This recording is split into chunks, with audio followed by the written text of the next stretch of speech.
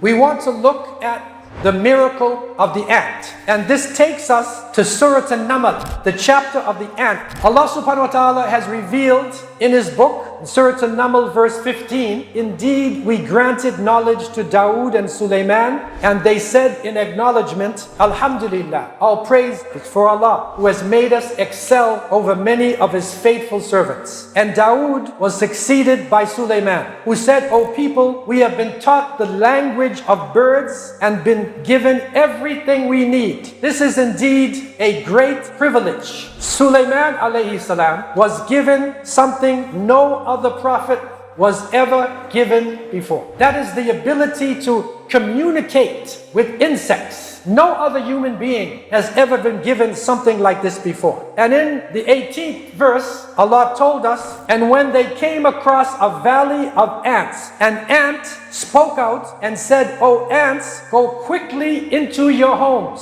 so that Sulaiman and his army do not crush you unknowingly. And when you look at it, right from the beginning, those who are speaking Arabic, they see right away, when it's speaking about the ant, it is saying, Qalat namlatun, female. Science has now shown us that the majority of the ants who are moving around all over the place that you are basically seeing are all females. They're not males. This is a miracle of the Qur'an. Imagine now the huge army is coming. Instead of just running away, she calls out to the other ants and said, go into your home, go underground, go somewhere, so you will not get crushed. In other words, that ant was selfless. That ant was thinking about the other ants more than she thought about herself. And this is one of the important qualities that we need to understand about the ants. They communicate with each other. They don't communicate with their mouth. They have antennas. So they're in constant communication with each other. They are amazing creatures. As a matter of fact, we could say the ant is the most successful creature that has ever lived. There are over 12,000 species of ants. For every human being, every one of us, there are 20 million ants. Think about this. The ants are so successful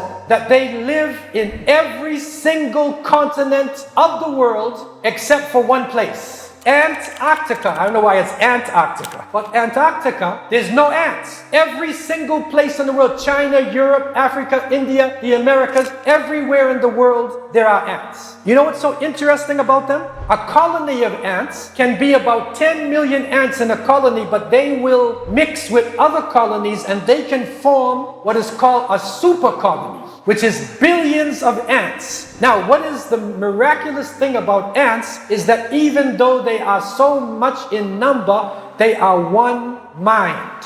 All of the ants think together. So when one is thinking and communicating, there's a connection with the other ants within the colony itself. So they function as one body. The scientists show that with their antennas, the ants can produce chemicals, and they can actually tell the other ants there's danger up ahead. They can even show the other ants through chemicals and through their communication how to get to the food. That's why suddenly there was a line going for my piece of bread so fast, because they communicate. They had no cell phone, they had no mass communication, no walkie-talkie, but they communicate with instinct, what Allah Azza wa Jal naturally gave them. And when you are in the ant colony, there is no rebellion in the colony, because they live together. They learn to accept each other and move together as one body. And when the ants pass each other, and that's one thing that I noticed. I look really close at this. Every time an ant crossed another ant, she stops and gives salam. We would say give salams. When one ant is moving across and there's 3 ants, she gives salam to the first ant and then nod to the other 2. So she gave salam to the emir of the Jamaat. And for the rest of the people in the Jamaat, she then nodded to the rest, because the emir will then get across the salam. Think about Muslims today. The Prophet ﷺ said the time would come when there would be a salam al-khas. There would be a specialized salam that people would only give to members of their family or members of their tribe. And we notice this so much in our communities. On Eid day, when people are supposed to be hugging each other as Muslims, they hug one person and then they look for someone else that looks like them. And then they give him salams and Eid Mubarak. And they look for their cousin or somebody else passing other Muslims. That is what the Prophet ﷺ said, salam al-khas. It's a specialized salam. And he was telling us this in order that we would be more aware of other Muslims. The ants are extremely powerful.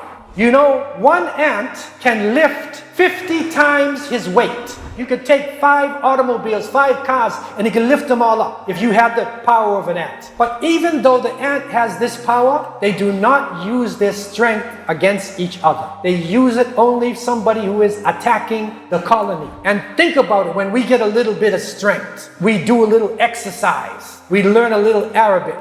We memorize a little Qur'an, and suddenly I want to start my own masjid.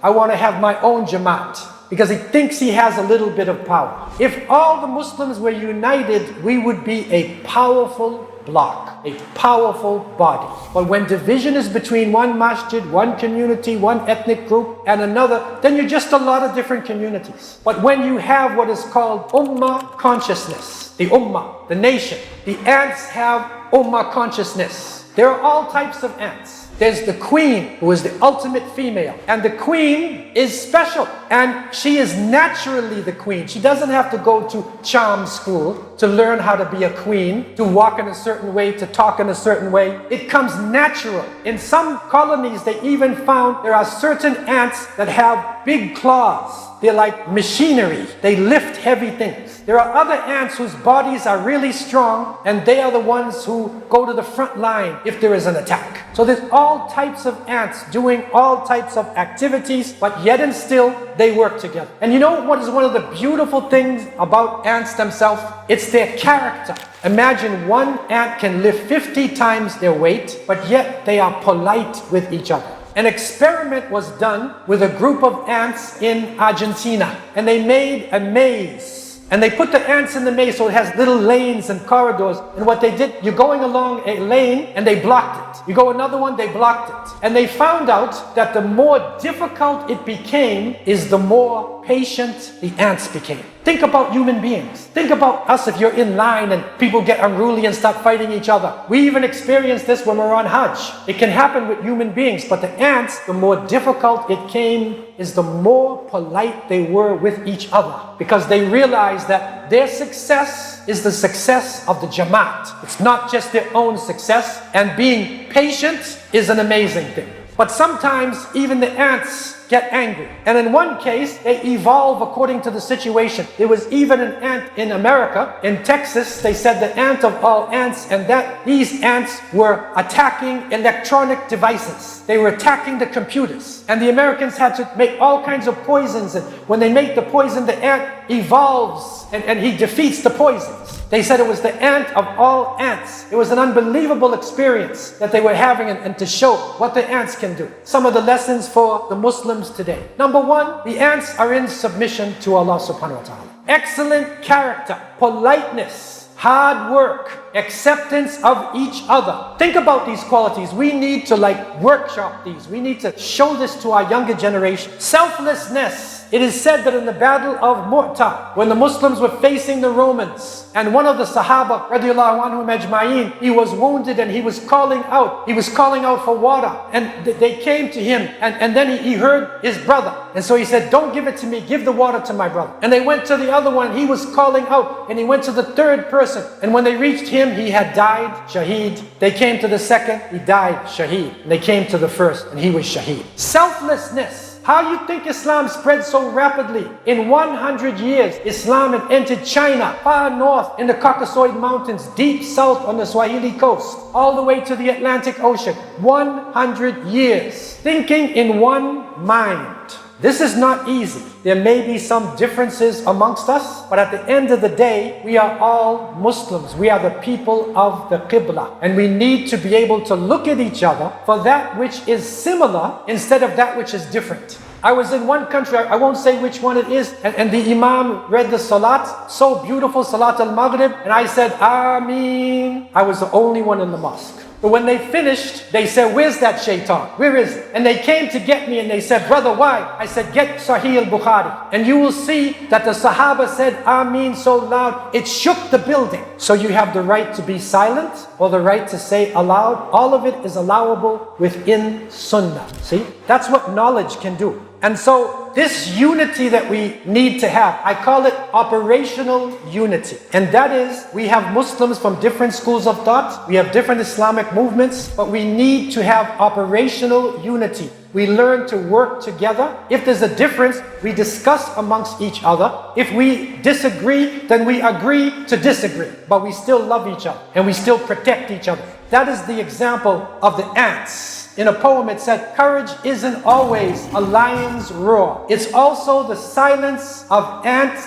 working patiently, persistently, and never giving up. That is courage. To continue to work, to strive to overcome our differences, to think in one mind, to submit completely to Allah subhanahu wa ta'ala. Our Muslim world now has the potential to be the leaders of the planet. But if we continue as different ethnic groups, the rich and the poor, even different Islamic movements, then we will continue to be conquered by alien enemies who will have no mercy on us. And so I pray that Allah subhanahu wa ta'ala would bless us to have this feeling and understanding of the ants. I pray that Allah subhanahu wa ta'ala would raise up in our younger generation those who can break down differences and those who can appreciate other Muslims and appreciate people of other faiths and nationalities as well, so that we can bring this world from darkness into light.